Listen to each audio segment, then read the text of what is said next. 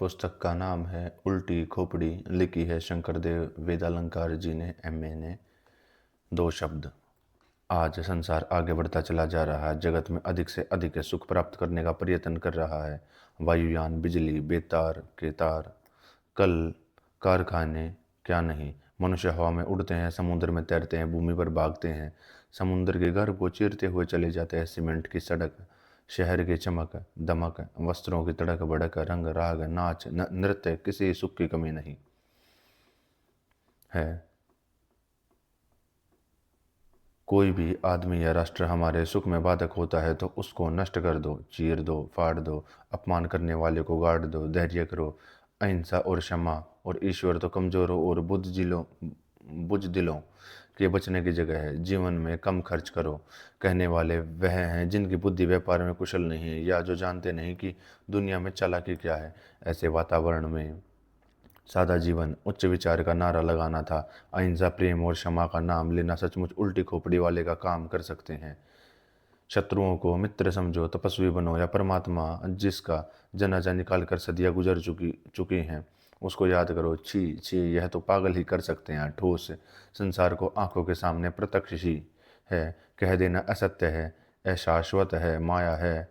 हाथ आई हुई संपत्ति को लुटा दो, झोपड़ी में रहो, ग्रामीण जीवन पसंद करो, कम व्यय करो, शत्रु का बदला मत लो, युद्ध की तैयारी न करो, क्षमा करो। अरे दुनिया में कुछ दिन रहना है, इसका पूरा आनंद न लेकर ऊट पटांग बातें करना वास्तव में उल्टी खोपड़ी के ही नाम हो सकते हैं।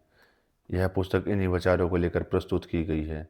साधना मंदिर, 25 मई 1954। मेरे मित्र और मेरे मित्र शत्रु और शत्रु मित्र हैं। मित्रों, तुमने मुझे बड़ा धोखा दिया है। सचमुच तुम मेरे मीठे विष हो। तुमने हमेशा मेरी गलतियों को छिपा कर रखने का प्रयत्न किया है। जो कुछ भी मेरे छोटे मोटे गुण थे उनको तिल का ताड़ बनाकर मेरे सामने प्रस्तुत किया है, और इस प्रकार तुमने मुझे सदा अंधकार में रखा है। इससे अधिक धोखेबाज और कौन हो सकता है। हर स्थान पर तुमने मेरी प्रशंसा की, और इतनी प्रशंसा की कि प्रशंसा के पुल बांध दिए।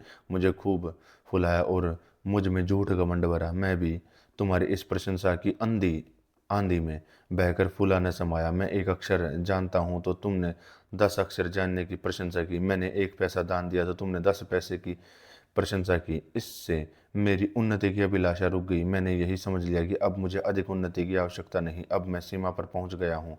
अब मेरे जैसा न कोई विद्वान है, न कोई बलवान, न बुद्धिमान, न दानशील। जब मैं तुमसे हटकर तुम्हारी की हुई प्रशंसा को सामने रखकर दूसरों के साथ तुलना करके मैंने देखा तो मैंने अपने अंदर कुछ नहीं पाया, तो मुझे बड़ा दुख हुआ। वास्तव में तुमने मुझे प्रशंसा पर्वत के शिखर पर ले जाकर वहां से मुझे धड़ाम से नीचे पटक दिया। तुम मेरे शत्रु हो। तुमने यही नहीं कि मेरे तिल जैसे गुणों को ताड़ बनाकर मेरी प्रशंसा की, बल्कि दूसरों के ताड़ जैसे गुणों को तिल बनाकर मेरे सामने प्रकट किया, और उनके गुणों को भी तुमने खूब बताया ही नहीं। मुझे समझ नहीं आता कि तुम इतने धोखेबाज कैसे निकले। और तो और तुमने मेरे दुर्गुणों को भी नहीं बताया। रात दिन साथ रहे, देखे और कभी बोले नहीं। मेरे अंदर इतनी कहाँ शक्ति थी कि मैं अपनी आंखों के काजल को अपने आप देख सकता। लेकिन तुम बड़े मक्कार निकले। तुम मेरे परम मित्र नहीं, परम शत्रु हो। तुम सुंदर मणि वाले सांप हो, मेरे शत्रु हो। तुम मुझसे क्यों दूर रहते हो? आओ, तुम क्षमी पाओ। मैं तुमको बहुत चाहता हूँ, और वास्तव में बहुत चाहता हूँ। तुम ऐसा मत समझो कि मैं तुमको धोखा देना चाहता हूँ, तनिक भी नहीं। मैंने आज तुम्हारे हृदय की स्वच्छता को जान लिया है। तुम स्वच्छ हो, निर्मल हो, मेरे मित्र हो और सच्चे हितैषी हो। मैं बहुत ही बड़े धोखे में था कि तुम शत्रु हो, और मैं तुमको विश्वास दिलाता हूँ कि तुम्हारे लिए मेरा हृदय पहले से भी स्वच्छ था और अब भी स्वच्छ है। केवल बीच में इन मित्र कहलाने वाले शत्रुओं ने मेरे और तुम्हारे बीच में दीवार खड़ी कर दी थी, वरना मैं तुमको बहुत ही चाहता था और अब भी चाहता हूँ। विश्वास रखो कि इन तमाम मित्रों को मैंने भगा दिया है। मैं अब इस परिणाम पर पहुंच गया हूं कि तुमसे अधिक और कोई मेरा मित्र नहीं हो सकता। तुमने सदा मुझे सुधारने की कोशिश की है, पग पग पर, कदम कदम पर। मेरी गहरी से गहरी गलती को भी तुमने पकड़ लिया, और मैं कितना ही छुप कर बुरा काम करने की कोशिश करता, उतनी गहराई में जाकर तुमने मेरी गलती को बताया। अंधेरे में, एकांत में, दीवार के पीछे, यहाँ तक कि मैंने मन में पाप की कल्पना की तो तुमने ही बाहर लाकर रख दिया। तुमने जब भी आवश्यकता पड़ी तभी मुझे औषध देने की कोशिश की, लेकिन शौक जो ही मैं उसको पीने के लिए जाता तो मेरे मित्र मुझको यह कह देते कि यह विष है, यह तुम्हारे शत्रुओं का दिया हुआ कहते हैं थे। और मैं भी उस पवित्र औषधि को कड़वी देखकर उन्हीं बातों को सच्ची समझता था। तुम होशियार भी हो, तुम मेरे सुधार के तमाम रास्ते जानते हो, तुम यह भी जानते हो कि मैं तुम्हारी बातों को नहीं मानता, इसलिए तुम मेरे दुर्गुणों को दूसरों के सामने रखते हो और उनके द्वारा कहलाने की कोशिश करते हो। तुम्हारा उद्देश्य मेरा सुधार है, लेकिन शौक है तुम्हारी इस वस्तु को मैंने चोरी या चुगली समझा। तुमने मुझे सुधारने में न दिन को दिन समझा और न रात को रात। सोते उठते बैठते हंसते खेलते हर समय मेरे सुधार की चिंता की तुमने। हंसते हुए भी जो कि मनुष्य की प्रसन्नता की अवस्था है, मेरे सुधार को नहीं भूले। उसमें भी तुम कुछ न कुछ मेरे दोषों को निकालने का प्रयत्न किया, लेकिन मैंने उसको मजाक समझा। वास्तव में मेरे दोषों को निकालने में तुम्हारी खुशी है, तुम्हारी प्रसन्नता है। प्रत्येक समय प्रत्येक अवस्था में तुम मेरे सुधार में इतने मस्त रहे कि तुम अपने आप को भूल गए, अपनी बुराइयों को निकालने की तरफ भी तुमने ध्यान न रखा। दूसरे शब्दों में तुमने मेरे सुधार के लिए अपने सुधार की कुर्बानी की। तुमने यही कहा कि रहने दो, अपनी बुराइयां तो किसी समय भी निकाली जा सकती, लेकिन मैं नहीं देखना चाहता कि शंकर देव के अंदर बुराई रहे। तुम बहुत बड़े उदार हो, तुम धन्य हो। तुम जहाँ देखो मैं यही सुनता हूँ कि मेरे सुधार के बारे में चर्चा करते रहते हो। कई बार तुम अपने स्वप्न में भी मुझसे सुधारते हुए दिखते हो। जब मैं फिर भी नहीं सुधरता तो तुम क्रोध में आते हो और तड़प उठते हो, और उसे तड़प और चिंता से कभी कभी तुम्हारा हृदय भी तड़पने लगता है। उसको मेरे मित्र मुझसे आकर कहते हैं कि देखो, तुमको याद करके स्वप्न में तुम्हारा शत्रु डर रहा है, लेकिन मैं जानता हूँ कि यह सब मेरे सुधार का चिंता से हो रहा है, सुधार की चिंता से हो रहा है। धन्य है तुम्हारा जीवन, किसी ने तुम्हारे बारे में ठीक ही कहा है। उसके शब्दों में मेरी माँ हो, माँ से बढ़कर हो। माँ जब बच्चा टट्टी करता है तो उल्टे हाथ से वह भी दूर से सांस रोक कर उठाती है, लेकिन तुम तो माँ से भी कोसों दूर आगे बढ़ गए। तुम तो मेरी गंदगी से गंदी बुराइयों को भी अपने मुंह से निकालते हो, घृणा से नहीं, बड़े प्रेम से, बड़े चाव से और उत्साह के साथ, और इस कार्य में भी कभी थकते नहीं। मेरे समस्त मित्रों, तुम मेरे महाशत्रु हो, दूर रहो, और मेरे समस्त शत्रु हो, तुम मेरे समीप आ जाओ। मैं तुमसे प्रेम करता हूँ। और शब्दकोश के निकल लिखने वालों, तुम इन मित्र को शत्रु के अर्थ को बदलो। मित्र के शत्रु के अर्थ में लिखो और शत्रु को मित्र के अर्थ में लिखो। ओ धर्म ग्रंथों और आचार शास्त्रों के लेखकों, तुम भी अपने उद्देश्य को बदल लो।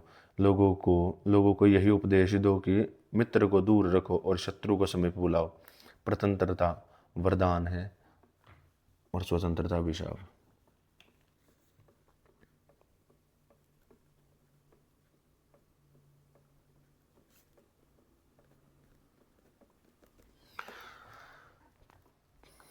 स्वतंत्रता वरदान है और स्वतंत्रता अभिशाप। मुझे उन दिनों का स्मरण है जबकि भारतवर्ष स्वतंत्रता की बेड़ियों में जकड़ा हुआ था, और मैं उस समय किन भावनाओं से ओतप्रोत था। उन दिनों मैं हमेशा त्याग, बलिदान और देशभक्ति की भावनाओं से घिरा हुआ रहता था। मैं यही सोचता था कि कब मुझे बलिदान का अवसर मिले और मैं अपने आपको देश के लिए बलि चढ़ाऊं, मैं अपने प्राणों को लुटाऊं, जंजीरों में जकड़ जाऊं, अपनी संपत्ति को राष्ट्र के लिए बलि चढ़ाऊं।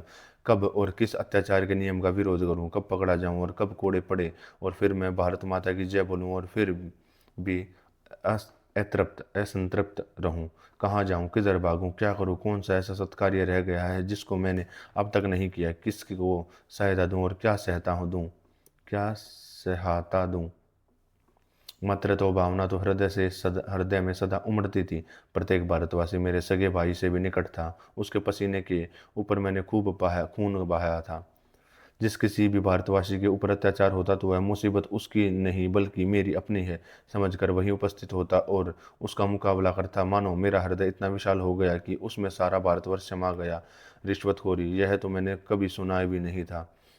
हिंसा तो जानता ही नहीं था। अत्याचार मेरा अधर्म था। द्वेष मुझसे दूर भागता था।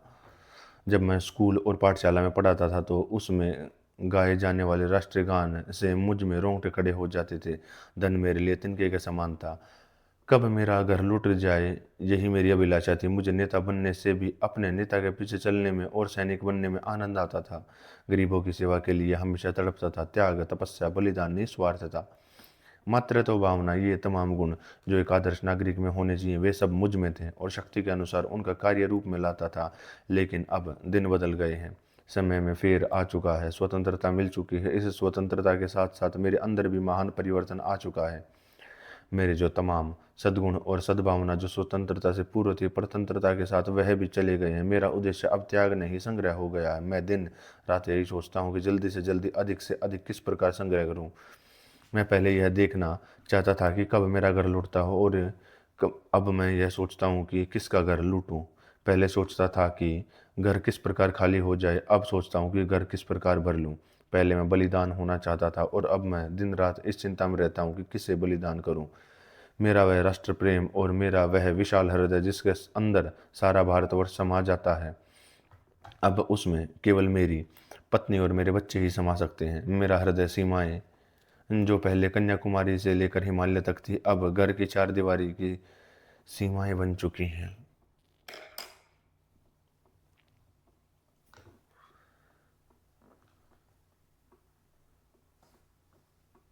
मेरा वह राष्ट्र प्रेम जिस मेरा हृदय जिसके अंदर सारा भारतवर्ष समा सकता था, अब वह केवल मेरी पत्नी और बच्चे समा सकते हैं। मेरे हृदय की सीमाएं जो पहले कन्याकुमारी से लेकर अब घर की चार दीवारी में बंद चुकी हैं।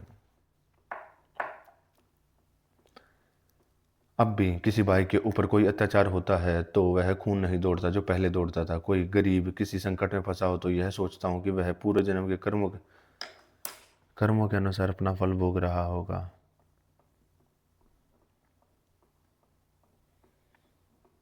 जिसमें विघ्न डालना मेरा काम नहीं है। मैं तो अपना हिसाब लगाता हूँ। यदि मुझ में भी कुछ प्राप्ति होती तो मैं किसी गरीब की भी सेवा करूं। अब मैं किसी मरते हुए मनुष्य के मुख में पानी डालने के लिए इस आशा से जाता हूं कि शायद मरने वाला अगर मर जाए तो उसके हाथ की अंगूठी ही शायद प्राप्त हो जाए।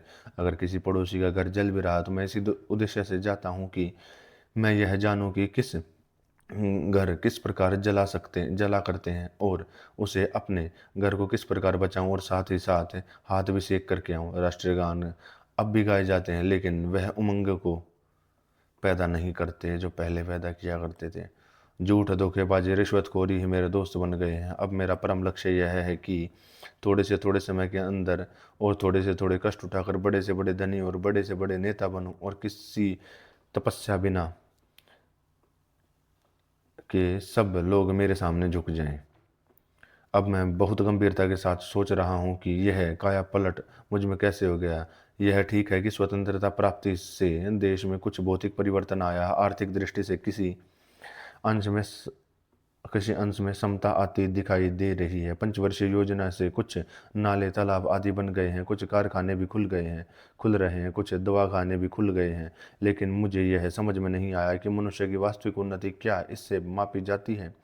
क्या हम यह कह सकते हैं कि किसी के पास खाने के पहनने को भरपेट है तो वह उन्नत हो चुका है। यह तालाब, नहरें और यह कारखाने तो उन्नति के साधन हैं, साध्य नहीं। किसी भी राष्ट्र और यहाँ के निवासियों की उन्नति का मापदंड वहाँ के निवासियों की भावना और विचारों के ऊपर आश्रित है जिसको उन्होंने ऊंचा उठाने का प्रयत्न किया है। इस दृष्टि से मैं कहूँगा कि महापुरुषों ने जो कहा है कि स्वतंत्रता वरदान है और प्रतंत्रता अभिशाप, यह गलत है। और मैं इस परिणाम पर पहुंच चुका हूं कि मैं गला फाड़ कर यह कहूं कि प्रतंत्रता वरदान है और स्वतंत्रता अभिशाप। भोगी तपस्वी और तपस्वी भोगी।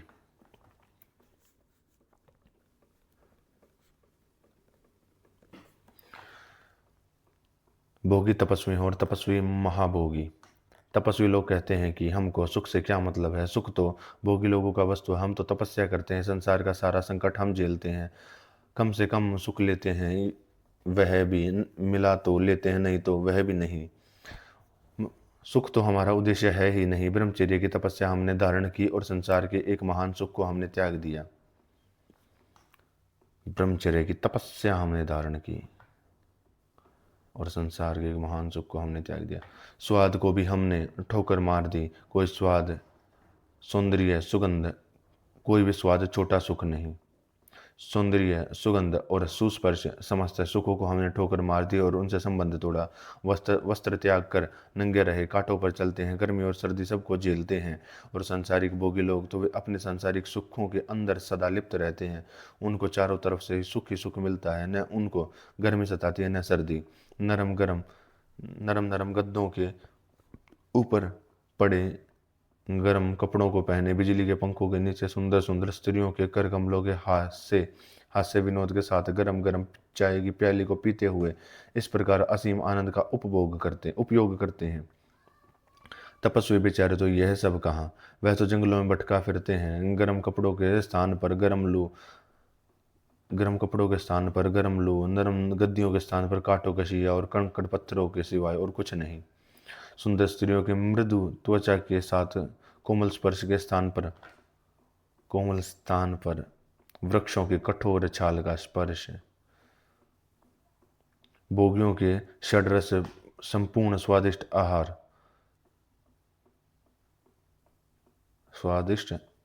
कभी कड़वा तो कभी मीठा, कभी चरपरा तो कभी मसालेदार के स्थान पर कंदमूलों का फीका और नीरस भोजन। नगरों के सुंदर गाने, नृत्य और सिनेमा नाटक के स्थान पर नीरस एकांतवास। नृत्य और सिनेमा नाटक के स्थान पर नीरस एकांतवास में जहाँ कोई हल नहीं चल, न कहीं उत्थान न पतन। इस प्रकार लोगों का कहना है कि तपस्वी जन तपस्या करते हैं और उनको सुख से कोई मतलब नहीं। लेकिन मेरा पूछना है कि क्या यह वास्तव में सच है कि भोगी ही सारे सुख को अनुभव करता है और बेचारे तपस्वी को कुछ बचता ही नहीं? मैं अगर सच्ची बात कहूँ तो मुझको तो यह तपस्वी ही सबसे बड़े भोगी मालूम पड़ते हैं। इन भोगियों को सुख मिलता ही कहाँ है? उदाहरण के लिए वैश्यगामी भोगी को लीजिए, उसका सुख कितने समय का? अधिक से अधिक 1 मिनट का। वैज्ञानिक डॉक्टरों का कहना है कि बलवान मनुष्य 2 मिनट तक आनंद ले सकता है। हम तो हमारा भोगो इतने बलवान होती है ही नहीं, क्योंकि उसका अधिकतर जीवन तपस्या के अंदर बीत चुका होता है। यदि उनको बलवान भी मान लिया जाए तो वह 2 मिनट से अधिक तो सुख का उपयोग नहीं कर सकता। अरबी मिनटों की इस तपस्वी अरबी मिनट की इस तपस्वी जिंदगी को में इन 2 मिनटों का क्या स्थान? और गजब तो यह है कि योगी के लिए उन 2 मिनटों के तुरंत पश्चात ही तपस्या की घड़ी प्रारंभ हो जाती है। पहले कमजोरी, फिर थकान, दूसरे दिन, फिर दिन में भी बेचारे को आलस्य की तपस्या घंटों तक करनी पड़ती है। फिर कुछ हो गया तो गर्मी, सुजाग, सिलफास आदि महान तपस्या, महान व्रतों को लेने के लिए कमर कस कर खड़ा रहता है। तब वह महान तपस्या के व्रतों को सहन करता है, कड़वी दवा पीता है, बीवी बच्चों से दूर रहता। तपस्वी लोगों को तो कंद मूल फल आदि खाने को मिलता है, लेकिन इन इसको उन दिनों वह भी नहीं मिलता। उपवास करना पड़ता है, अपने बंधुओं को और दूसरे लोगों की बदनामी को धैर्य के साथ झेलता है। वहां पर तो तपस्वी को तो केवल कांटे, पत्थर, गर्मी और सर्दी के कष्टों को ही सहना पड़ता है, जो कि शरीर को ही होती है। लेकिन यहाँ पर तो यह योगी बदनामी के कष्टों को, जो कि आत्मा को होता है, बड़े आनंद के साथ झेलता है। और इस भोगी की कुर्बानी तपस्वी से अधिक है। और हमारा भोगी 1 मिनट के सुख के लिए वर्षों के कष्ट को मोल लेता है, जबकि तपस्वी कुछ घंटों के लिए कष्ट उठाकर जीवन भर के लिए आनंद पाता है। इस तपस्वी को एक आध बार सुख की इच्छा थोड़ी देर के लिए उठती है, उसको दबाने के लिए कुछ मिनटों की आवश्यकता होती है। एक बार दब जाने के बाद फिर वह इच्छा समाप्त हो जाती ही है, फिर उसके बाद उठती ही नहीं। फिर तपस्या ही कहाँ, फिर आनंद ही आनंद उसका प्रारंभ हो जाता है। यह बेचारा वैश्यगामी भोगी तो एक बार जब मजा लग जाता है तो अब अस्पताल से लौटकर स्वस्थ होने के बाद फिर भी जाता है, लेकिन वह इस बार कुछ कमजोर रहता है, इसलिए पहले जितना सुख तो नहीं ले सकता। डॉक्टरों का कहना है कि वह इस बार 1 मिनट से अधिक सुख नहीं ले सकेगा। यदि इस बार वह बीमार पड़ता है तो अस्पताल में उसकी तपस्या का पहली बार से भी ज़्यादा बढ़ जाता है। पहले उसने अस्पताल में 6 मास की तपस्या की हो तो इस बार 1 साल भर करता है। इस प्रकार बेचारे इस भोगी ने इस बार कम सुख लिया और अधिक तपस्या ली। इसकी तपस्या का कोई अंत ही नहीं। इसके विपरीत तपस्वी कहलाने वाले तो 1 आध मिनट की तपस्या करते हैं, जब तक कि इंद्रियां न रुकें। और इंद्रियों का स्वभाव यह है कि जब तक वह एक बार दब जाती है तो दबती ही चली जाती है और उसके पश्चात तपस्वी आनंद ही आनंद लुटता चला जाता है। फिर ये तपस्वी लोग यह कहते हैं कि हम तपस्या करते हैं, आनंद के मजे उड़ाएं और फिर तपस्वी भी कहलाएं। और यह भोगी लोग बेचारे संसार के समस्त दुख, संकट और रोग झेलने के पश्चात भी भोगी कहलाए। यह निराला ही न्याय है। इस प्रकार हमारे पेटू भोगी के लिए भी पेट लीजिए। पेट भरने के पश्चात हमारा यह भोगी अधिक से अधिक 8-10 मिनटों 8-10 निवालों और आनंद आनंद ले लेता है। वह भी आनंद अधिक से अधिक 5-10 मिनटों के लिए लूट लेता होगा, लेकिन जो ही वह समय समाप्त हो जाता है त्यों ही तपस्या का समय प्रारंभ हो जाता है। पेट भारी की तपस्या, आलस्य, अपचन की तपस्या, पेट दर्द, सिर दर्द की तपस्या, नींद का न आना, दूसरे समय की भूख को भी वह कुर्बान कर देता है। इसके तपस्या का कोई अंत ही नहीं। लेकिन तपस्वी कहलाने वाले लोग पेट भरने से 4 वाले पहले की जिह्वा को रोककर 3-4 मिनट के लिए तपस्या करते हैं। उसके बाद उनका आनंद ही आनंद प्रारंभ हो जाता है। चुस्ती का आनंद, पच जाने का आनंद, सोने का आनंद, फिर पच जाने के बाद खाने का आनंद, आनंद ही आनंद। मुझे तो समझ में नहीं आता कि इस तपस्वी को तपस्वी क्यों कहकर ऊंचा चढ़ाया जाता है और इस भोगी को जो जीवन भर तपस्या करता है क्यों नीचे गिराया जाता है। असल में वह भोगी भोगी नहीं बल्कि महातपस्वी है और यह तपस्वी महाभोगी है।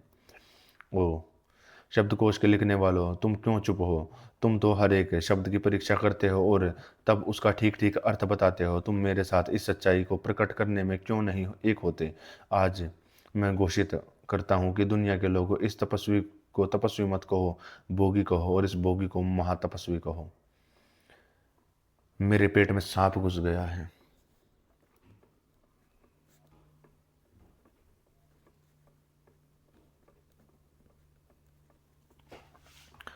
मेरे पेट में सांप घुस गया है, मैं कहाँ भागूं? एक भयंकर सांप मेरे पेट में प्रविष्ट हो गया, अब मैं कहाँ भागूं? कैसे बचूं, किधर दौड़ूं? वह तो मेरे पेट के अंदर है। जहाँ जहाँ मैं भागता जाता हूँ वहाँ वहाँ वह मेरे साथ ही आ रहा है। पता नहीं कैसे घुसा, कब घुसा, वहाँ घुसा, कुछ कहाँ घुसा, ये कुछ जान नहीं। यह एक अजीब सर्प है। वह सर्प कभी सोता नहीं, दिन को न रात को, हर समय मुझे देखता रहता है। जब कभी मैं अपनी इच्छा के अनुसार कोई काम करने के लिए चलता हूँ तो झट से वह अपना फन निकाल मारने के लिए दौड़ता है और मुझे अपनी इच्छा के अनुसार काम करने से रोकता है।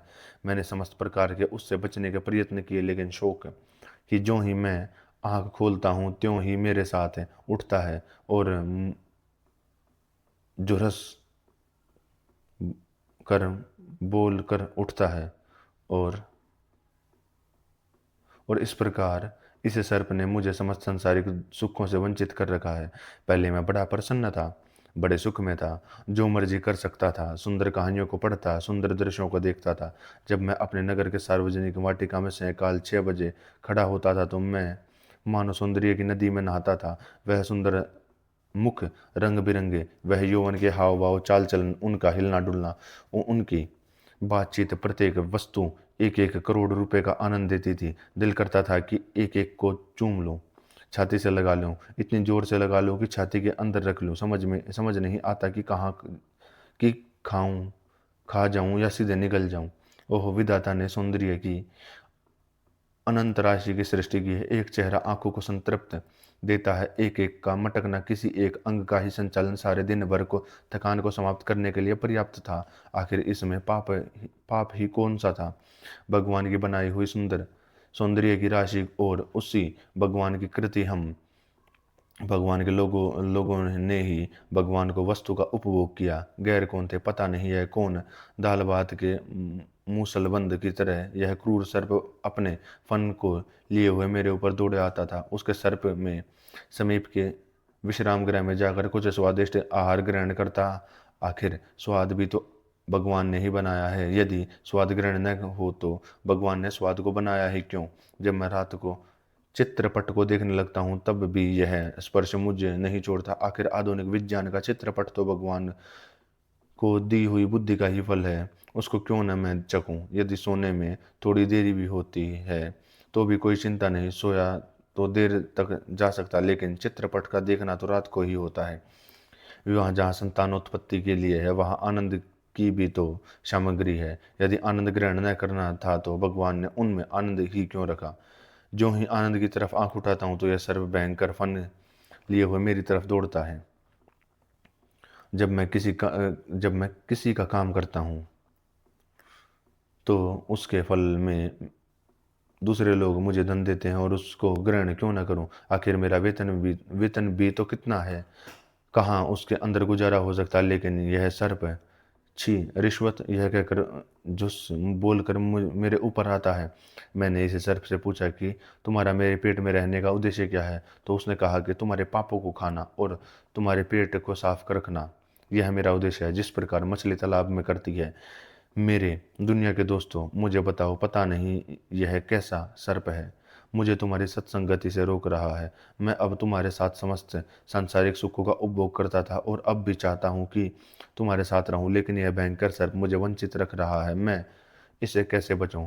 तुमने मुझे अभी तक सरकारी कर्मचारियों से, अपने बड़ों से बचाना तो सिखाया, कानून से किस प्रकार वकील के द्वारा बच सकते हैं यह भी सिखाया, भयंकर रातों में भी बड़े बड़े बलवानों से पिस्तौल और बंदूक आदि रखकर किस प्रकार बच सकते हैं यह भी सिखाया, लेकिन तूने इस भयंकर सांप से, जो मेरे पेट में बैठा हुआ है, रग रग में समाया हुआ है, हृदय के अंतरस्थल पर भी अधिकार, जिसका अधिकार हो चुका है, किस प्रकार बचना चाहिए यह नहीं सिखाया। मैं तुम्हारे साथ रहना चाहता हूँ, मैं तुम्हारा साथी हूँ, क्या तुम मुझे बचाओगे? नहीं। क्या मैं तुम्हारा भाई नहीं, दोस्त नहीं? क्या मैं तुम्हारा भाई नहीं, दोस्त नहीं? साईं बाबा बहादुर थे।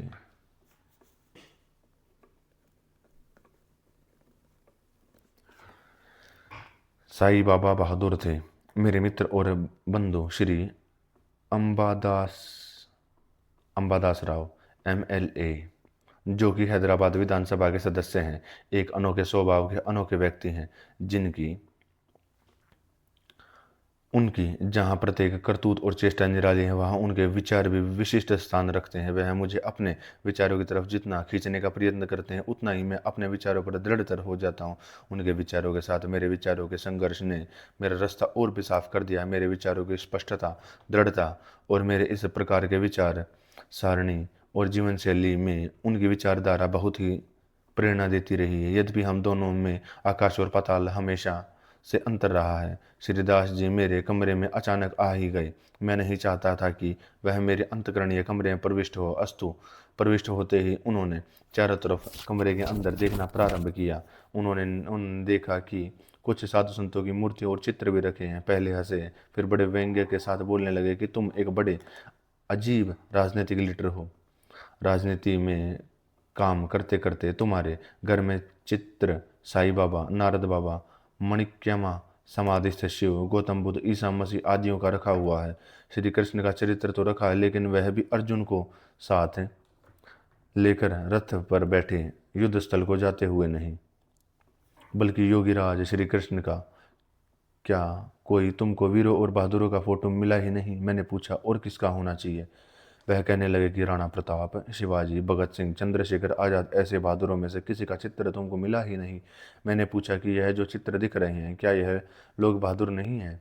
वह कहने लगे कि यह लोग तो ढीले हैं, इनका काम तो सिर्फ राम नाम जपना है।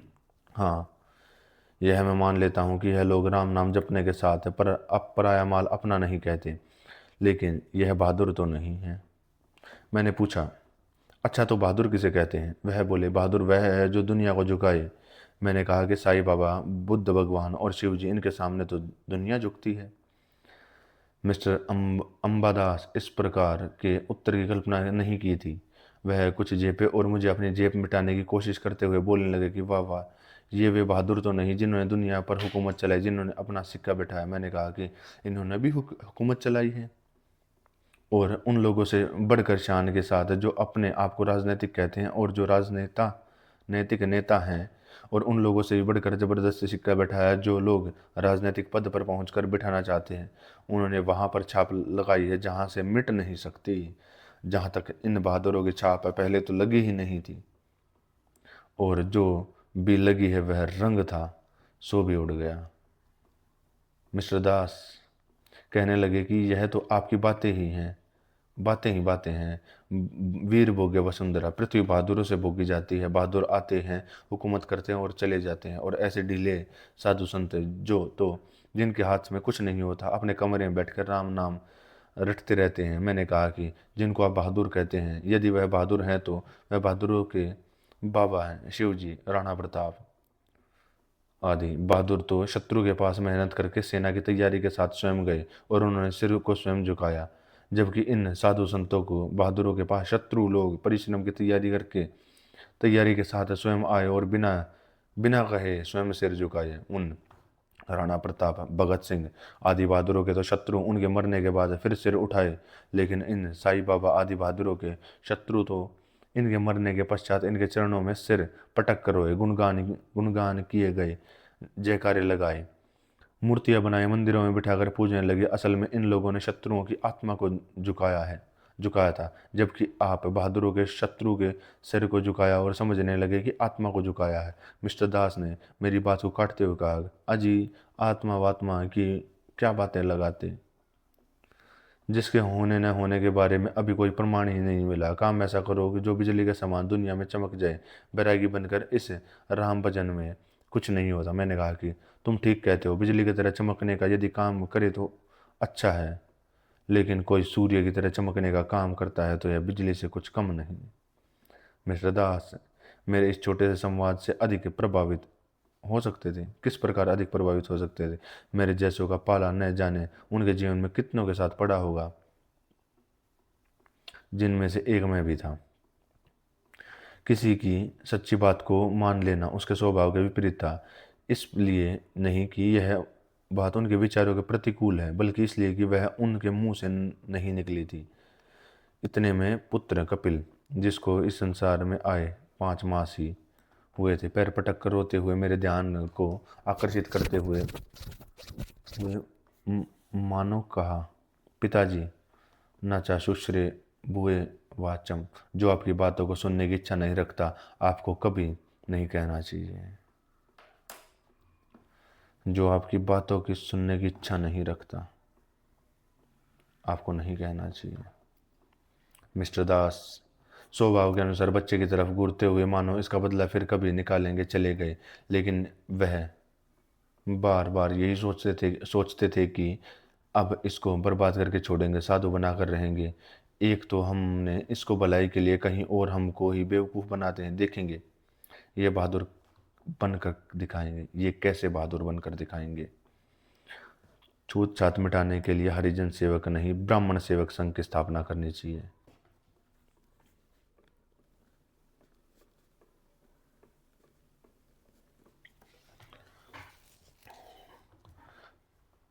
छूत छात मिटाने के लिए हरिजन सेवक संघ नहीं, ब्राह्मण सेवक संघ की स्थापना करनी चाहिए। लोग तो कहते हैं कि छूत छात को देश से मिटाओ और हरिजनों का उद्धार करो, लेकिन मुझे समझ नहीं आता कि छूत छात हरिजनों के अंदर है ही कहाँ।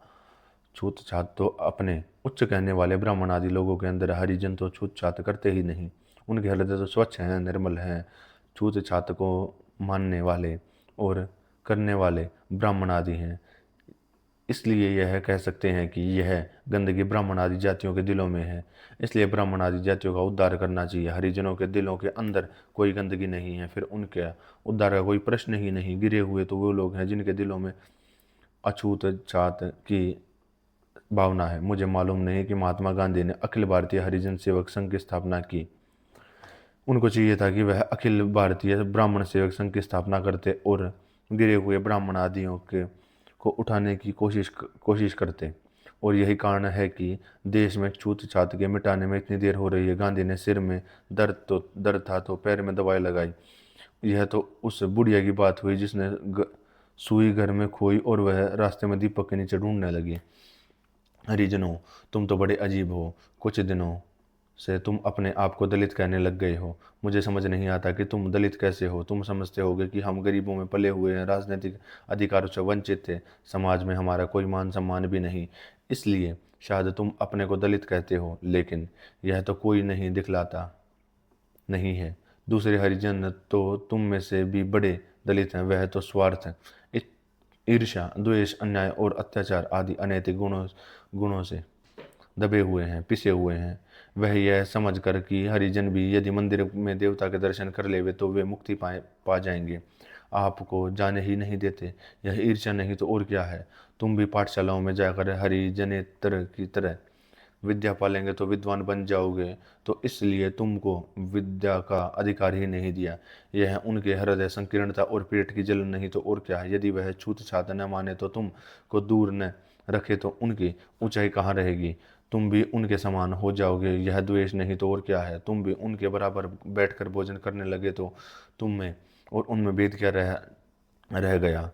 राजनीतिक अधिकार तुमको भी अगर दूसरों के समान में दिए और शूद्र भी राज सिंहासन पर बैठने लगे तो और कहाँ बैठेगा।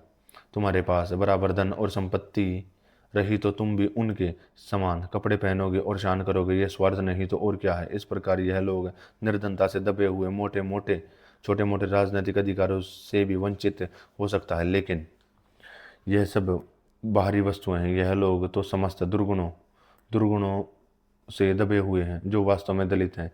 इसलिए समस्त हरिजन दलित शब्द को छोड़ो और उन लोगों को कहो कि जो वास्तव में दलित हैं, जिससे वह अपनी दलितता को शीघ्र से शीघ्र हटा सकते हैं। मैं उन वास्तविक दलितों से यह कहूँगा कि यह लोग अपना अपना भी एक दलित जाति संघ बनाएं, जिसका उद्देश्य यह है कि स्थान स्थान पर इन वास्तविक दलितों को बुलाकर अपनी दलितता को दूर करने के विषय में गंभीरता पूर्वक सोचे, प्रस्ताव पास करें और प्रचार करें। समाचार पत्रों के संपादकों, तुम भी इन वास्तविक दलितों को दलित कहकर लिखा करो, क्योंकि तुम तो समाज के सच्चे मार्गदर्शक हो। आंध्र देश की 2 उल्टी खोपड़ियां।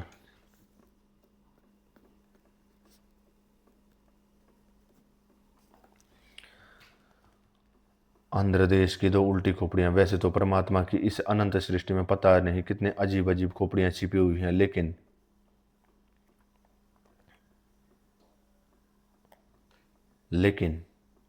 इनमें से केवल 2 दृष्टि मेरे में आई और वह पाठकों को दृष्टि में लाना चाहता हूँ। एक यानागुंदी की मणिकम्मा, 2 रेपल्ले की चिन्नम्मा। कुछ लोग इनको योगी रत्न तो कहते हैं, लेकिन हमारी दृष्टि में इनकी खोपड़ियाँ उल्टी हैं। इनकी विचारधारा अजीब है।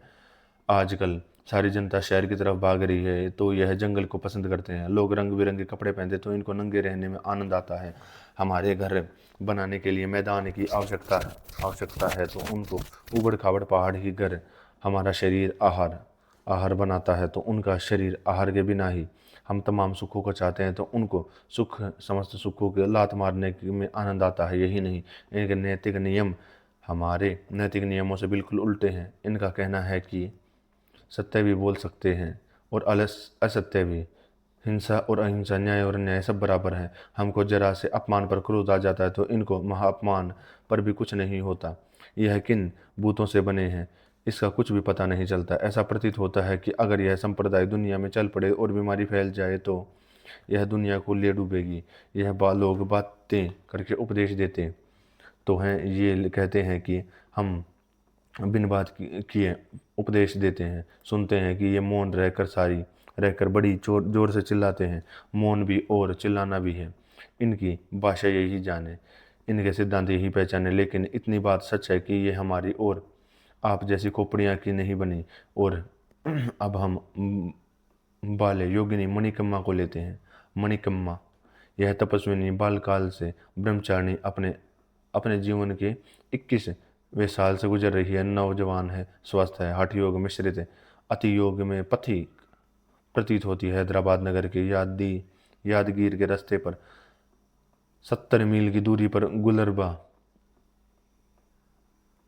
गुलबर्गा जिले के सेडम तालुके के अंतर्गत एक छोटे से ग्राम यानगुंदी के समीप एक पहाड़ी पर रहती है। इनके जीवन के विषय में यह सुना जाता है कि इन्होंने कई वर्ष केवल पेड़ पर रहकर बिताए हैं। वहीं सोना, वहीं रहना इनके जीवन की सबसे बड़ी विशेषता यह है कि वह किसी भी प्रकार का आहार ग्रहण नहीं करती, न खाती है, न पीती है, न मलमूत्र का विसर्जन। बिना आहार के जीवन चलाते हुए इनको 8 साल गुजर चुके हैं। ये सब उन लोगों का कहना है कि जो उनके समीप सालों से रहते हैं और जो बचपन से इनको पहचानते हैं। बिना आहार पर रहने की परीक्षा तो नहीं हुई, लेकिन इसका कोई प्रमाण नहीं मिलता कि वे खाती हैं। वे अपने सरकारी कार्य से यादगिरी से लौट रहा था तो मुझे इस देवी की कीर्ति श्रवण का सौभाग्य मिला।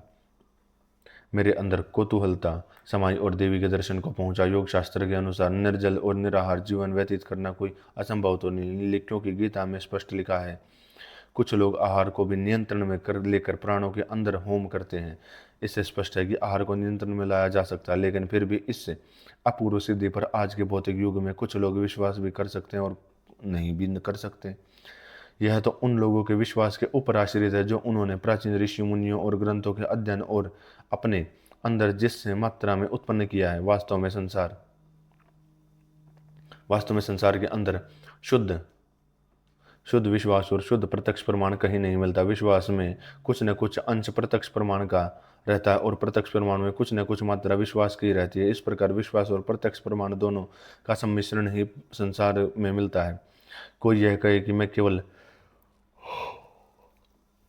प्रत्यक्ष को ही मानता हूँ, यह गलत है। इसमें विश्वास की कोई आवश्यकता नहीं और यही कारण है कि भूतवादी वैज्ञानिकों की आत्मा का अस्तित्व समझ नहीं आता।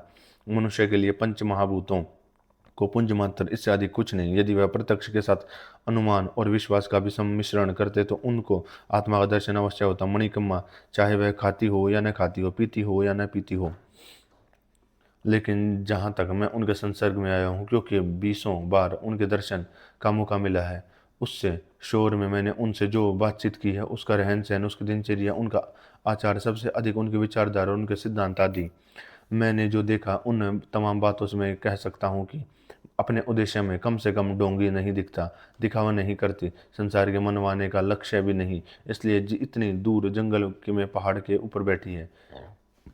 एक बार हम उनसे वार्तालाप कर रहे थे तो हमारे में से एक जिज्ञासु ने पूछा कि माई जी, हमको शीघ्र मुक्ति का मार्ग बताइए। तो उन्होंने कहा कि जो ऋषि मुनियों ने साधन बताए हैं उनका अनुकरण करो। इस पर जिज्ञासु ने कहा कि ये तो बड़ा लंबा रास्ता है, इनमें से कोई छोटा रास्ता बताइए। तो उन्होंने कहा कि इससे छोटा रास्ता तो त्याग का हो सकता, इसमें से आपको सर्वस्व त्याग कर समस्त अभिलाषाओं को होम कर अनंत शक्ति को आत्मसमर्पण करना पड़ेगा। इस पर जिज्ञासु ने पूछा, यह भी अत्यंत कठोर और लंबा मार्ग प्रतीत होता है। योगिनी ने थोड़ी देर रुककर हंसकर मुख होकर यह उत्तर दिया, इससे छोटा रास्ता तो एक ही रास्ता हो सकता है कि वह यह कि आप अपना गला काट लें, तत्काल मुक्त हो जाएंगे। इस पर तमाम जिज्ञासु हंसने लगे। उसने हमने यह पूछा कि आप आहार क्यों नहीं ग्रहण करते। उन्होंने कहा कि मुझे उसकी आवश्यकता का अनुभव ही नहीं होता। हमने कहा कि हमको क्या विश्वास कि आप नहीं खाते। उन्होंने कहा कि मैंने तो कोई आपसे विश्वास करने की प्रार्थना नहीं की थी, मैंने कोई अभिमान में नहीं किया कि मैं बिना आहार के रहती हूँ, अगर मुझे खूब भूख लगे तो मैं खूब खा लूँगी और मेरे ऊपर किसी का बंधन नहीं। मैंने पूछा, क्या आप कभी भूख लगती भी है। उन्होंने उत्तर दिया, हाँ, मुझे कभी कभी उसकी अनुभूति होती है। तब अनुभूति होती है जब मेरे योगाभ्यास के अंदर कुछ चंचलता आ जाती है, फिर उसके लिए मुझे एकाग्रता और समाधि के लिए प्रयत्न करना पड़ता है, तब यह भूख मिट जाती है। उनका भाव ऐसा प्रतीत होता है कि शायद वह निरंतर कई दिनों तक अपने अभ्यास को छोड़ दें तो उनको भौतिक भूख और प्यास सताने लगे, और यह कारण है कि वह 24 घंटे में 1-2 घंटे ही अपने समाधि से बाहर आती है, अन्यथा 22 घंटे अपने छोटे से कमरे में ही बंद रहती है। एक बार उनका हैदराबाद आना हुआ, उस समय उन्होंने मेरे घर पर भी दर्शन दिए थे। जब वह बैठी हुई थी तो चित्रकार चित्र लेने के लिए उनके सामने खड़ा हुआ। झट से उन्होंने कहा कि चित्र नहीं लेना चाहिए, हमको संसार में रहकर भी नहीं रहे जैसा रहना चाहिए। इतने में चित्रकार अपना काम समाप्त करके चला भी गया, लेकिन हमको यह समझ में नहीं आता कि नहीं रहे जैसे भी कैसे रहा जा सकता। यह तो उल्टी खोपड़ी के ही वचन हो सकते हैं। हमने पूछा, आपने बयां बयां पुस्तकें पढ़ी हैं, क्या क्या पुस्तकें पढ़ी हैं। उन्होंने कहा कि हमने पुस्तकें पढ़ने की कोई आवश्यकता नहीं। हमने पूछा, कहीं दुनिया में बिना पुस्तक के विज्ञान प्राप्त हो सकता। उन्होंने कहा कि हाँ, ज्ञान देने वाला होना चाहिए। ज्ञान देने वाला तो ऊपर बैठा है। वह हैदराबाद आई थी तो 2-3 दिन के बाद ही वह पंडित जवाहरलाल नेहरू भी हैदराबाद आने वाले थे। तो हमने पूछा कि यदि आप पंडित जी के आगमन तक यहाँ रह सके तो पंडित जी आपके दर्शन करें तो आपकी क्या ख्याति बढ़ेगी। उन्होंने कहा कि मैं ख्याति लेकर क्या करूँगी, मुझे तो उनके दर्शन की कोई अभिलाषा नहीं है। वह मेरा दर्शन करना चाहे तो जहाँ वह 1000 मील पार करके दिल्ली से हैदराबाद आ सकते हैं, क्या वह हैदराबाद से हमारे स्थान पर नहीं आ सकते, जो कि केवल कुछ मीलों पर है। उस समय मेरा यह दिल कह रहा था कि यदि मैं होता तो झट से स्वीकार कर लेता और हैदराबाद के समस्त समाचार पत्रों में पंडित नेहरू के साथ दर्शन का समाचार प्रकाशित करता। जब यह शाह मंजिल में आई थी तब तमाम मंत्रीगणों को दर्शन दर्शन करने का अवसर प्राप्त हुआ था। उस समय तमाम मंत्रियों ने यह पूछा कि आप कुछ उपदेश दीजिए, तो उन्होंने कहा कि मैं तो कुछ पढ़े लिखे नहीं हूँ, आप लोग बड़े विद्वान हैं। कुछ आग्रह के पश्चात उन्होंने कहा कि यह राज्य व्यवस्था ठीक नहीं। मंत्रीगण परस्पर एक दूसरे की सुनते नहीं। एक नेता का राज्य होना चाहिए। एक गांव की लड़की बिना पढ़ी लिखी लिखी, जिसने समाचार पत्रों का नाम भी नहीं सुना, राज्य व्यवस्था के बारे में वह भी मंत्रियों के परस्पर मतभेदों के विषय में किस प्रकार जानती है। और यह तो एक आश्चर्यजनक बात थी। एक बार एक योगी ने 30 मास के लिए समाधि में गई। समाधि के दरवाजे सिमट के चिन दिए गए थे। खिड़की बंद थी। जहाँ न खान पान पानी था, न रोशनी थी, न हवा थी। छोटी सी दरार छोड़ दी थी जिसके द्वारा भक्तों के पत्थर के उत्तर दिया जाता था। उन दिनों के गर्मी के 30 मास तक बंद रहने के में कैसे रही और क्यों रही। वही सब लोग गर्मियों में खुली हवा चाहते हैं, यह तो बंद कमरे में रहती है। यह तो उल्टी खोपड़ी का ही काम है। भक्तों ने पूछा कि जब आप बाहर निकलोगी तो क्या दरवाज़ा तोड़ना पड़ेगा। उन्होंने कहा, आप लोगों की भक्ति की शक्ति से यह दरवाजा स्वयं टूट जाएगा। पवित्र शिवरात्रि के दिन उस आश्चर्यजनक घटना को देखने के लिए हजारों नर नारी इकट्ठे हुए थे। ठीक 4 बजे उस सीमेंट की दीवार के पत्थर एक एक करके गिरने लगे। लोग हैरान होकर क्या कह सकते थे, वह केवल भजन ही करने लगे। उस समय मैंने भी स्वयं आंखों से देखा, हमारे सरकारी कर्मचारी भी वहीं उपस्थित थे। यह घटना हुई अवश्य अवश्य, यह तो सच है। इसके अंदर दो बातें हो सकती हैं, या तो उस समय हमारी आंखों पर पट्टी ही बंध गई होगी, या वास्तव में दीवार टूटकर गिर गई होगी। दोनों में से कोई न कोई बात अवश्य होगी। लेकिन हजारों आदमियों की आंखों पर पट्टी बांधना असंभव है। यही हो सकता है कि कुछ चमत्कार अवश्य हुआ होगा। असल में चमत्कार को ही नमस्कार होता है। जब हजारों आदमी इसके तथ्यता को स्वीकार करते हैं तो मान ही लेना पड़ता है। हमको उस समय उस तथ्य को और उसके कारणों को समझने की कोशिश करना चाहिए। हम उसकी व्याख्या इस प्रकार करते हैं। हमारे शरीर के समस्त अवयव हमारे वश में हैं। हम पैरों से चाहते हैं कि वह दौड़े और वह दौड़ पड़ते हैं। हम हाथों से चाहते हैं कि वह फैलाने को मारे तो मारने लगते हैं। यह हमारी इच्छा शक्ति के अधीन है। लेकिन कुछ अंग हमारे अधीन नहीं भी हो सकते। जैसा कई बार हम आंखों से देख चाहते हैं फलानी सुंदरता की तरफ मत देखो, लेकिन आंखें उधर चली जाती हैं। जब हम जनता में व्याख्यान देने के लिए खड़े होते हैं तो हम नहीं चाहते कि हमारा दिल धड़के, लेकिन फिर भी धड़कने लगता है। सोते समय हमारी बहुत सारी इंद्रियों पर हमारा वश नहीं रहता, लेकिन जिनकी आत्मा बलवान होती है उनकी आत्मा के एक बार यह कह देने पर न आंखें देखती है न दिल धड़क सकता है। शरीर के सारे अवयवों या इंद्रियों का वश में रहना उस मनुष्य की आत्मा शक्ति के ऊपर निर्भर है। यह तो शरीर के हद तक हुआ है। इस युक्ति को जरा आगे बढ़ाएं तो हमको यह सीमेंट की दीवार किस प्रकार इस योगिनी के वश में हुई और किस प्रकार टूटी यह समझ में आ सकता है। यदि किसी मनुष्य के शरीर के साथ रहने वाले अवयव और इंद्रिय भी अपने आत्मा की निर्बलता के कारण उसे अधीन नहीं भी रहती है तो यह भी संभव है। यदि कोई मनुष्य आत्मिक शक्ति को प्राप्त कर ले तो वह अपने शरीर में रहने वाले समस्त अवयवों और इंद्रियों के साथ शरीर से बाहर रहने वाली वस्तुओं पर अधिकार प्राप्त कर सकती है। इस प्रकार हम आत्मिक शक्ति को अभ्यास के द्वारा बढ़ाकर बाह्य वस्तुओं पर अधिकार प्राप्त कर लें, यह असंभव नहीं। अब प्रश्न यह है कि क्या मनुष्य बिना आहार और जल के बिना भी रह सकता है। इसका बुद्धिपूर्वक उत्तर देना बहुत ही कठिन कार्य है। जहाँ हम इस योगिनी के संपर्क में आए हैं वहाँ तक हमारे सामने कोई भी ऐसा मनुष्य नहीं मिला जिसने इसको खाते पीते हुए देखा हो। इसका आधुनिक दृष्टि से वैज्ञानिक उत्तर देना मुश्किल है। खाती पीती तो नहीं, लेकिन वायु सेवन तो करती ही है। आधुनिक विज्ञान के अनुसार वायु में हाइड्रोजन रहता है। हाइड्रोजन पानी का सम्मिश्रण है। यह हो सकता है कि इस योगिनी ने अपने अंदर यह शक्ति पैदा कर लिया हुआ वायु में रहने वाले जल को खींच लेती हो और इस प्रकार जल की आवश्यकता को पूर्ण कर लेती हो। जहाँ तक अन्न का संबंध है, भारतीय दर्शनकारों के अनुसार इसकी भी व्याख्या की जा सकती है। भारतीय दर्शन यह कहते हैं कि समस्त सृष्टि और हमारा शरीर भी पंच महाभूतों से बना है, पृथ्वी, जल, अग्नि, वायु और आकाश। लेकिन यह पांचों भूत अपनी शुद्ध मात्रा में कहीं नहीं मिलते। यदि मिलते हैं तो प्रलय की अवस्था में ही मिलते हैं। सृष्टि की अवस्था में पांचों भूत मिले जुले हुए रहते हैं। पृथ्वी की मात्रा मुख्य रहती है, लेकिन जल, अग्नि, वायु, आकाश की मात्रा कम और गौण रूप में या सूक्ष्म रूप में रहती है। इसी प्रकार जल, अग्नि, वायु आदि में भी अपने अन्य भूतों की सम्मिश्रण रहता है। हमारा आहार पंचभूतों से ही बना होता है।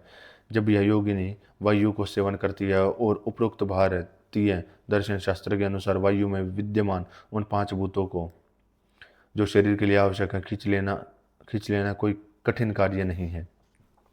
कुछ लोगों का कहना है कि यह छिप छिप करके आहार ग्रहण करती है, लेकिन इसके अंदर कुछ सच्चाई प्रतीत नहीं होती, क्योंकि उन्होंने इस बात की सिद्धि के लिए कोई प्रमाण नहीं दिया। दूसरी बात, योगिनी अपने उद्देश्य के विचार में गंभीर और पहुंची हुई मालूम होती है। इतने गंभीर और ऊंचे विचार और इतना बड़ा योगाभ्यास और ईश्वर भक्ति इनके होते हुए भी यदि यह कहे कि झूठी बोलती है, जनता को भी धोखा देती है और ढोंग भी करती है, ठीक प्रतीत नहीं होता, क्योंकि सच्चाई और दिखावा ये दोनों साथ साथ नहीं चल सकते। अगर यह स्वीकार भी कर लें तो वह 8 साल से निरंतर छिप करके खाती पीती भी है और अपने तमाम भक्तों से जो रात दिन उसके साथ रहते हैं उनसे छिप कर भी खाती है और इसी ढंग से गुप्त रीति से खाने पीने का प्रबंध किया है। तो यह बिना आहार और जल के भी रहने से भी 1000 गुने बड़े आश्चर्य की वस्तु होगी। ढोंग भी किसी उद्देश्य या अभिलाषा से किया जाता, जिसने भारत के प्रधानमंत्री के दर्शन के लिए भी अनिच्छा प्रकट की हो, जिसको पहनने ओढ़ने का शौक नहीं और जो जंगल के और पहाड़ों पर खड़ी हो, उसको ढोंग की आवश्यकता क्या। ढोंग तो शहरों की गलियों और सड़कों पर किए जाते हैं, जहाँ उसका कुछ आदर हो। जंगल और एकांत में या सांसारिक इच्छाओं के अभाव में नहीं किया जा सकता। माणिक्यमा वैज्ञानिक जगत के लिए एक रहस्य की गुत्थी है, समस्या है, एक सिर दर्द है। आध्यात्मिक जगत में आंख मीच कर केवल भौतिक जगत पर विश्वास कर रखकर अंधाधुंध दौड़ने वाले आधुनिक वैज्ञानिकों के लिए यह एक योगिनी चौरस्ता के उस खंबे के समान है जो यह बता रहा है कि तुम्हारा रास्ता इधर उधर नहीं, इधर है, उधर मुड़ जाओ। लोग कहते हैं कि यह उल्टी खोपड़ी है, लेकिन मालूम नहीं कि यह उल्टी खोपड़ी है या हम दोनों में से कोई हो सकते हैं। यह आवश्यक है नहीं कि वही हो। चिन्नम्मा चिन्नम्मा अरेबले आंध्र प्रांत में तेनाली के निकट एक तालुका था, जहाँ इस योगिनी को भौतिक शरीर का निवास था। यहाँ पर इनके शरीर में लगभग 70 वर्ष बीत चुके थे। इनके 3-4 बच्चे हैं, इनका पति है, सारा कुटुंब है। यह सबके साथ खाती पीती चलती हंसती और सभी उन तमाम वस्तुओं से ऊपर है। इनके विषय में कहा जाता है कि यह जीवन मुक्ता है, अर्थात जीते हुए भी मोक्ष की अवस्था में है। हमारी कौतूहलता इसलिए बढ़ी कि संसार में जीते हुए भी मोक्ष को प्राप्त करना किस प्रकार संभव है। यह तो बहुत ही अच्छी चीज़ है। दोनों हाथों में लड्डू, इलोक भी परलोक भी। जब मैं तैयार हुआ तो श्रीमती शंकरदेव ने भी इसने कहा कि मुझे दर्शन से क्यों वंचित रखते हो। इतने में 4 महीने का कपिल पैर मारते हुए चिल्लाया कि मुझे भी भूल नहीं जाना। हम तीनों चल पड़े और हमको पहुंचने में लगभग 11 घंटे लगे। ऊपर दोपहरी के सूरज की अग्नि, नीचे पाँव की अग्नि और पेट की जठर अग्नि, इन तीनों अग्नियों को योगिनी ने के दर्शन को अग्नि ने मात कर दिया और हम ठीक दिन के 2 बजे पहुंचे। जो ही हम आश्रम पहुंचे, उस वृद्धा योगिनी के उठकर हमारा स्वागत किया, मानो वह हमको वर्षों से जानती और पहचानती हो। परिचय न होने के कारण हम कुछ संकोच कर रहे थे, लेकिन हमारे संकोच को उन्होंने ताड़ दिया और कहा कि हम और आप तो एक ही हैं। बीच में कुछ अलग हो गए थे, लेकिन अब फिर मिल गए हैं। हम उसी प्रकार आश्चर्य कर रहे थे जिस प्रकार की अलग हुए 2 बंधु बहुत दिनों के पश्चात किसी मेले में अचानक मिलते हैं। बहुत देर में ज्ञात हुआ कि वह वृद्धा योगिनी इन साधारण वाक्यों में वह आत्मा की एकता की तरफ निर्देश कर रही थी। कपिल ने उनके बिस्तर पर लेटे हुए मल मूत्र का विसर्जन कर दिया, मानो उनके प्रेम का प्रसाद दिया।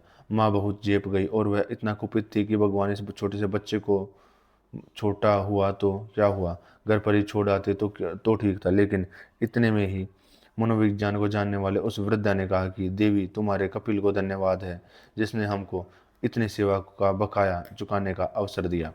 फिर उन्होंने कहा कि प्रत्येक व्यक्ति जब तक ऋण में है तभी तक वह सेवा करता है, और जब ऋण उतर जाने के पश्चात सेवा समाप्त हो जाती है। पति पत्नी का संबंध, माता पिता और पुत्र तक का तथा बंधुओं का संबंध, ये सारे संबंध सेवा के लिए हुआ करते हैं। सेवा के पश्चात संबंध हो जाते हैं और जब तक ऋण रहेगा तब तक संबंध अवश्य रहेगा। हम बहुत देर से पहुंचने के कारण भूखे थे उन्होंने कहा कि आप चाहें तो भोजन अपना पृथक बना ले सकते हैं। आप चाहें तो हमारे आश्रम में भी भोजन पा सकते हैं, जिसका आपको जो भी मूल्य देना पड़ता है। उस हमने कहा, आपके नियत मूल्य देने से भी अधिक एक अच्छी राशि दान की दे देंगे, क्योंकि ऐसे पवित्र स्थान पर मूल्य देकर खाना हमारी आत्मा को अच्छा प्रतीत नहीं होता। उन्होंने कहा कि नहीं नहीं, यह दोनों कार्य पाप हैं और हमारा सिद्धांतों के प्रतिकूल है। हमारा आपको बिना मूल्य के खिलाना आपको अपने ऋण में बांध लेना है, और आपका मूल्य से अधिक दान देना हमको ऋण में बांध लेना है। इसलिए ये दोनों कार्य पाप के हैं। हम उनके सिद्धांतों के प्रतिकूल नहीं जा सके, और हम 4.5 आदमी होते हुए भी ड्राइवर सेवक, मैं और श्रीमती शंकरदेव और छोटा कपिल 2 दिन के लिए 3.5 रुपये दिए। योगिनी को पति के जीवित रहते हुए भी सिर मुंडे और बिल्कुल नग्न दिगंबर बैठी हुई देखकर हमने पूछा कि आपने सिर क्यों मुंडवाया। उन्होंने उत्तर दिया कि एक बार आत्मा ने कहा कि बाल श्रृंगार की वस्तु है, तुमको क्या आवश्यकता। मैंने मूंड दिए। मैंने पूछा, आपको यह दिगंबर रूप सामाजिक रीति रिवाजों के विपरीत है। उन्होंने कहा कि आत्मा ने कहा है कि जब तक तुम आते समय भी नंगे और जाते समय भी नंगे हो जाते हो, तो फिर बीच में कपड़े पहनने की क्या आवश्यकता है। मैंने कहा कि आखिर लज्जा भी तो समाज में एक वस्तु है। उन्होंने कहा कि काम क्रोध आदि की तरह लज्जा भी जीतने की एक वस्तु है। मैंने कहा, फिर आप मूत्र मल विसर्जन के समय एकांत क्यों जाते हैं। उन्होंने कहा कि हृदय जब शुद्ध होता है तो मल मूत्र कहीं भी कर सकते हैं, जैसे गायें आदि पशु। तुम्हारा कपिल शुद्ध अंतकरण होने से सबके सामने मलमूत्र विसर्जन कर सकता, उसी प्रकार मैंने भी करने में कोई संकोच नहीं। मैंने कपिल के सामने करते हुए कहा कि फिर तो हमारा यह कपिल आपका मित्र और साथी। उन्होंने कहा कि मित्र तो हो सकता है लेकिन साथी नहीं है। हम दोनों उस स्टेशन पर खड़े हैं जहाँ पर रेलगाड़ी अभी अभी पहुँचे, और जहाँ पर उस रेलगाड़ी से यात्रा के लौटने वाले भी खड़े हो सकते हैं, यात्रा को जाने वाले भी खड़े हो सकते हैं। मैं यात्रा से लौट रही हूँ, जबकि कपिल अभी यात्रा प्रारंभ कर रहा है। मैंने पूछा, आपने किन किन ग्रंथों का अध्ययन किया है। उन्होंने कहा, ग्रंथों के अध्ययन से क्या होता है। जिस प्रकार मनुष्य की 3 अवस्थाएं हैं, जागृत, स्वप्न और सुषुप्ति, उसी प्रकार जागृत अवस्थाओं में भी 3 अवस्थाएं होती हैं, जागृत, स्वप्न और सुषुप्ति। जो लोग पढ़ते हैं और उसके अनुसार करते हैं वे जागृत अवस्था में, जो लोग पढ़कर समझते तो हैं लेकिन उसके अनुसार करते नहीं, वे तो स्वप्नावस्था में है। जो लोग पुस्तकें पढ़कर भी न उसके अनुसार चलते हैं, वे लोग स्वप्नावस्था में हैं। फिर पुस्तकों के अध्ययन से क्या लाभ होगा। योगिनी चिन्मया का सिद्धांत। योगिनी केवल फूटी तेलुगु भाषा में बोलती थी। इनके पारिभाषिक शब्द, टेक्निकल टर्म्स बड़े अजीब और ग्रामीण हैं। यह बिल्कुल निरक्षर और अपढ़ होने से अपने विचारों को समग्र रूप में नहीं रख सकती। वह बिखरे हुए विचारों को बिखरे हुए रूप में ही प्रस्तुत करती। उनके बिखरे हुए विचारों को एक सूत्र में पिरोकर उनकी एक रूप देना आसान काम नहीं, और वह भी हम जैसों के लिए जो तेलुगु नहीं जानते। फिर भी थोड़े से समय के अंदर मैंने उनके विचार को एक रूप देने का प्रयत्न किया। उनके सिद्धांतों पर गंभीरता पर विचार करना हम जैसों के लिए बिल्कुल एक उल्टी खोपड़ी की बात है। उनके अनुसार हम 4 विभागों में विभक्त हैं, जीवात्मा, अंतरात्मा, परमात्मा और जीवात्मा।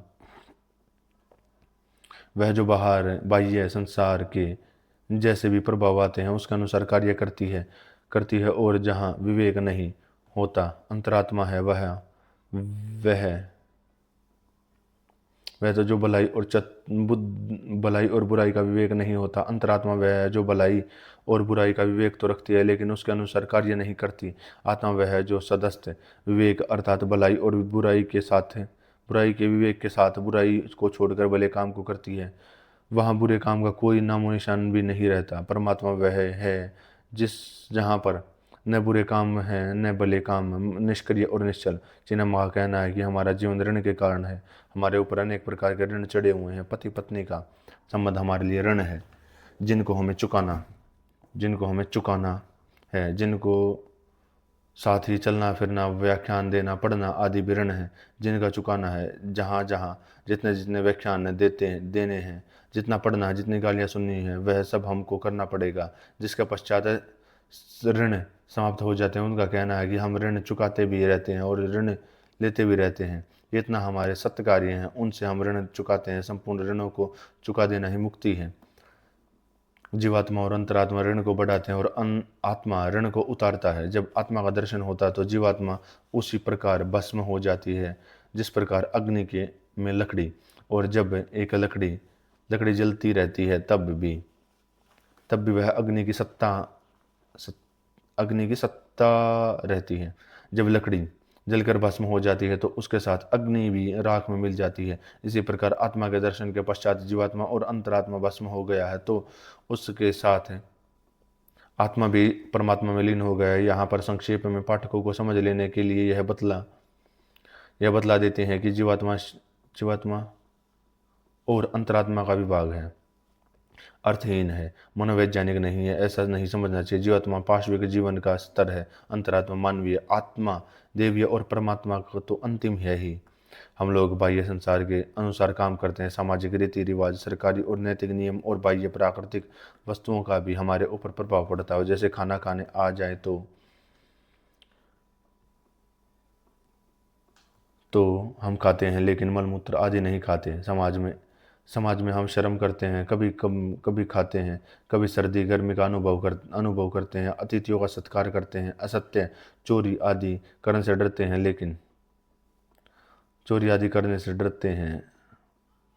लेकिन यह योगिनी तो बिल्कुल उल्टी खोपड़ी की है। वह कहती है कि मैं इन बाह्य वस्तुओं की जिम्मेदार नहीं, मैं आत्मा के आदेश के अनुसार काम करती हूँ।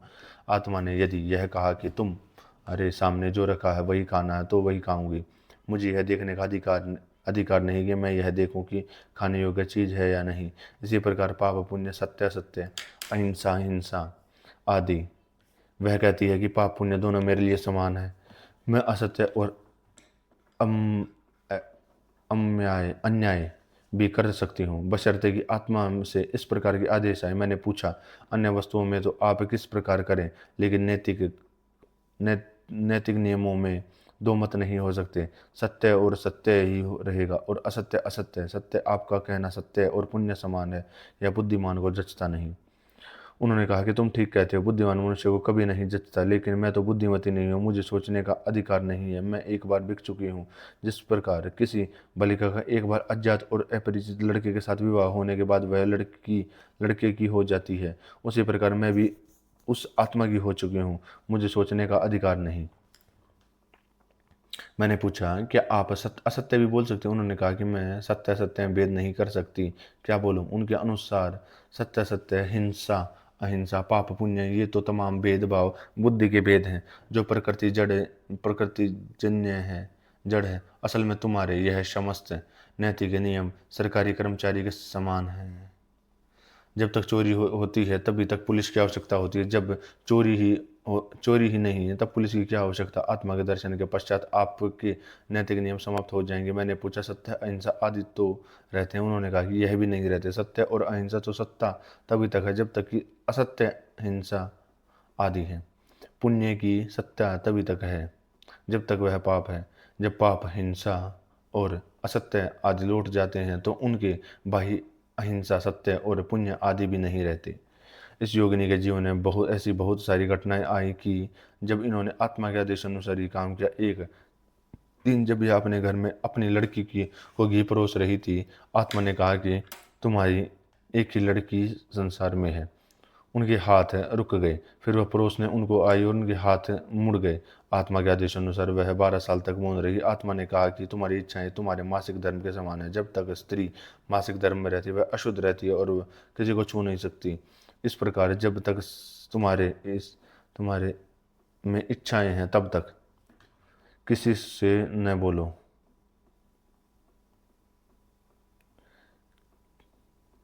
किसी से न बोलो और न छुओ। उन्होंने सालों तक किसी को नहीं छुआ। वैसे तो इनके जीवन में घटनाएं हैं। घटना में लिखते चले जाएं तो वे यह पृथक पुस्तक बन जाएगी। और इसलिए भी लिखना ठीक नहीं कि कहीं पढ़ने वालों की भी खोपड़ियाँ ऐसी उल्टी न हो जाएं। जब उनको सप्रेम का आदेश हुआ था तो कई बार यह देखा गया कि बिल्ली चूहे को मुख में पकड़ तो लाती थी, लेकिन इनके सामने खा नहीं सकती थी, छोड़कर चले जाना पड़ता था। जब अहिंसा का आदेश इनके ऊपर आया तो तालाब में जाती थी तो मछलियाँ इनके पैरों से प्रेम में लिपट जाती थी। मछुए ठोकरी में भरकर जो मछलियाँ ले जाते थे वो इनको देखकर छोड़ दिए थे और उनको इनमें भी मालूम नहीं पड़ा कि उन्होंने क्यों छोड़ा। जब पति के अंदर पितृभावना का आदेश हुआ तो पति पिता के समान दिखने लगा। और जब पति जब पति पत्नी समझ कर इनके पास आता तो हाथ पैर कांप जाते और वह गिर जाता था। शिशु कपिल योगिनी के गूढ़ रहस्य को खोलकर बताने में बहुत ही सहायक बना। अचानक बच्चा जोर से रोने लगा, किसी के समझने पर भी नहीं समझ सका। योगिनी ने भी स्वयं उठा लिया और खिलाया, लेकिन नहीं समझा। इतने में माँ के उठते ही चुप हो गया। इतने में योगिनी ने कहा कि संसार की हजार वस्तु सामने रहने दो, आत्मा आत्मा को ही पहचान लेती है। हमको आश्रम में आए 2 दिन बीत चुके हैं और हमको जाना था, देर हो रही थी। चलते चलते मैंने सोचा कि आखिरी प्रश्न पूछ लूं। मैंने पूछा कि मुक्ति किस प्रकार पाई जाती है। उस समय श्रीमती शंकरदेव की गोद में कपिल की नींद की झपकियां आ रही थी। योगिनी ने उसी तरफ इशारा करते हुए मुझसे पूछा कि बच्चे कपिल को इस नींद को पाने के लिए क्या प्रयत्न किया। मैंने कहा कुछ भी नहीं। उसने कहा कि ठीक इसी प्रकार मुक्ति पाई नहीं जाती, परंतु मुक्ति हो जाती है, उसके लिए प्रयत्न की आवश्यकता नहीं। मैंने पूछा कि यदि मुक्ति स्वयं ही हो जाती तो उसमें कितनी देर लगती है। इतने में कपिल ने आंखें खोली और बंद कर लिए। योगिनी ने पूछा कि कपिल के इस आंख खुलने के और बंद होने में कितना देर लगी। मैंने कहा कि 1 क्षण। योगिनी ने कहा कि बस इतनी देर में मुक्ति की प्राप्ति लगती है। फिर उन्होंने कहा कि जब तुम प्रातःकाल 5 बजे तक सोए रहते हो तो स्वप्न देखते रहते हो और तुम्हारी आंखें अचानक ही खुल जाती हैं और इस स्वप्नावस्था में जागृत अवस्था में आने में इतने माह से साल लग जाते हैं। मैंने कहा कुछ नहीं, 1 क्षण। उन्होंने कहा कि जिस स्वप्न को 1 क्षण पूर्वक सत्य समझकर उसमें आनंद ले लेते हो, उस सत्य स्वप्न को आंख के खुलते ही एक क्षण में असत्य समझ लिया। एक ही क्षण पूर्व जिसे सोने के खजाने को पाकर बहुत अमीर बने थे, धनी बने थे, और एक ही क्षण बाद तुम ऐसे के जैसे के तैसे रह गए। मैंने कहा कि वह तो स्वप्न का था, असत्य था। योगिनी ने कहा कि ठीक इसी प्रकार जब तुम्हारे ज्ञान चक्षु खुलेंगे और आत्मा का दर्शन हो जाएगा तो यह संसार भी स्वप्न से दृश्य असत्य मालूम पड़ेगा। इसमें एक भी क्षण के से अधिक समय नहीं लगता। मैंने कहा कि क्या राम नाम के जब से कोई लाभ नहीं है कलयुग में, तो इसका बड़ा महामात्य है। उन्होंने कहा कि बैंगन बैंगन कहने से जब हमको बैंगन भी नहीं मिलता तो परमात्मा जैसी वस्तु केवल नाम लेने से कैसे मिल सकती है। मेरे और भी प्रश्नों की उत्सुकता को देखकर श्रीमती शंकरदेव ने कहा कि आप तो घर बैठे बैठे 10,000 कोस तक इंग्लैंड को देखने की इच्छा कर रहे हो। अगर आप इंग्लैंड का दर्शन करना है तो आप घर छोड़कर कष्ट उठाकर जाकर देखिए, तभी समझ में आ सकता है। यहाँ बैठे बैठे ही यह कहना कि इंग्लैंड में बिना तार से ही 2 मित्र अलग अलग स्थानों पर किस प्रकार बातें कर सकते हैं, या धरती के नीचे किस प्रकार गाड़ियाँ चलती हैं, या मनुष्य कैसे आकाश में उड़ सकता है, ये सब अविश्वसनीय और परस्पर विरोधी हैं, यह ठीक नहीं। इतने में कपिल ने रोकर माता की पुष्टि की, मानो यह कहते हुए कि जल्दी चलो, देरी हो रही है। ऐसी महायोगिनी से प्रमाण, आज्ञा और आशीर्वाद लेकर हम चल पड़े। बार बार मस्तिष्क में यही प्रश्न उठता था कि इस वृद्धा की खोपड़ी उल्टी तो नहीं। कई बार यह भी मन में आता था कि कहीं हमारी खोपड़ियाँ उल्टी हों। मैंने इन विचारों के उधेड़बुन में था और बच्चा गहरी नींद में सो रहा था, और श्रीमती शंकरदेव यह कहती थी कि घर में गाय के लिए कड़वी समाप्त हो गई है। घर का किराया और उस दुकानदार का बकाया था वैसे ही पड़ा हुआ है। डॉक्टर की दवाई के लिए बिल भी नहीं चुकाए हैं। मैं स्वर्ग से पुनः लोक भूत में आ गया। इति ओम शम।